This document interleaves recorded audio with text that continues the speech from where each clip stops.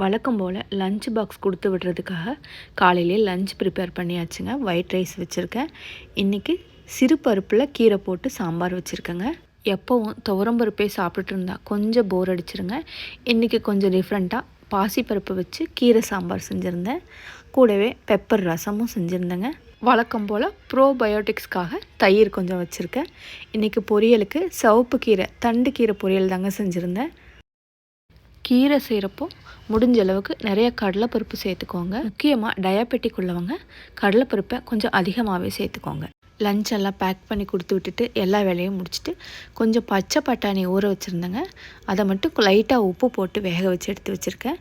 Lunch சாப்பிட்றப்போ ப்ரோட்டீனுக்காக இதையும் கொஞ்சம் சாப்பிட்டுக்கலான்னு எடுத்து வச்சுருக்கேங்க.